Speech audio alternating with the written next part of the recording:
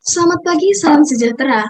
Yang terhormat Budita serta teman-teman kelas 11 MIPA 2 yang terkasih.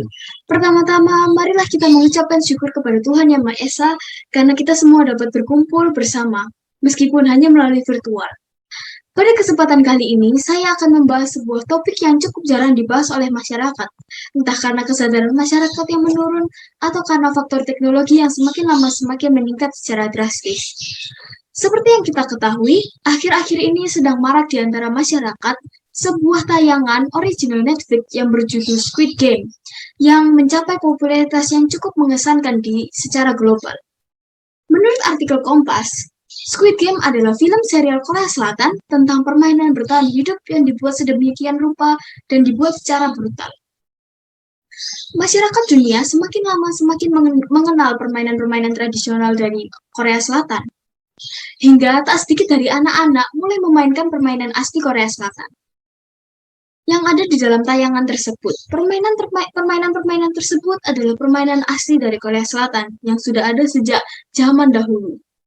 Lalu, bagaimana dengan permainan-permainan tradisional yang ada di Indonesia yang menjadi ciri khas Indonesia? Yang tak sedikit orang tidak mengenal lagi permainan-permainan tersebut. Jika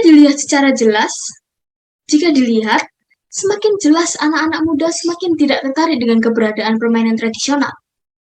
Anak-anak muda yang hanya melihat sekilas dari sebuah tayangan dapat langsung mengajak dan menggiring teman-temannya untuk bermain permainan yang bahkan mereka saja belum mengerti tujuannya tersebut. Bahkan mereka rela bermain dengan permainan-permainan tradisional dari Korea Selatan yang bahkan masih terpaut dengan bahasa-bahasa yang berbeda dari keseharian-keseharian yang mereka lakukan.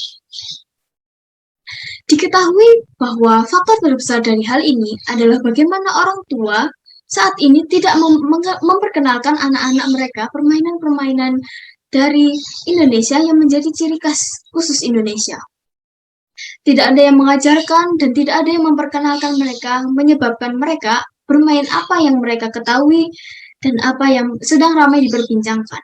Karena yang termasuk dengan tren atau apapun yang terkenal menurut mereka adalah sesuatu yang keren.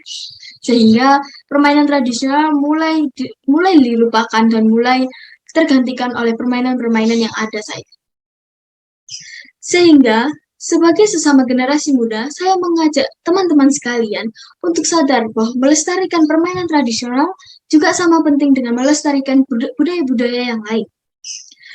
Kita semua dapat terus berjuang dengan teknologi yang ada untuk memanfaatkan menjadi hal yang lebih menguntungkan, memanfaatkan menjadi hal yang lebih positif. Dengan salah satu contoh, membuat tayangan-tayangan dengan unsur budaya, membuat tayangan-tayangan yang membawa unsur permainan tradisional, yang memperkenalkan anak-anak sekarang permainan tradisional.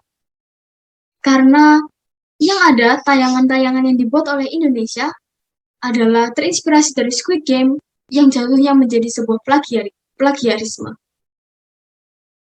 Tidak hanya generasi muda, semua masyarakat, baik muda, baik tua, baik parubaya, semua membawa peran yang penting dalam melestarikan permainan tradisional Indonesia. Permainan tradisional Indonesia tidak kalah mengesankan dengan permainan-permainan yang lain. Agar tercipta pemikiran-pemikiran antar masyarakat bahwa budaya Indonesia adalah budaya yang tidak dapat tergantikan. Agar Indonesia dengan gotong royong, kebersamaan, kerukunan dapat menjadi ciri khas dari Indonesia.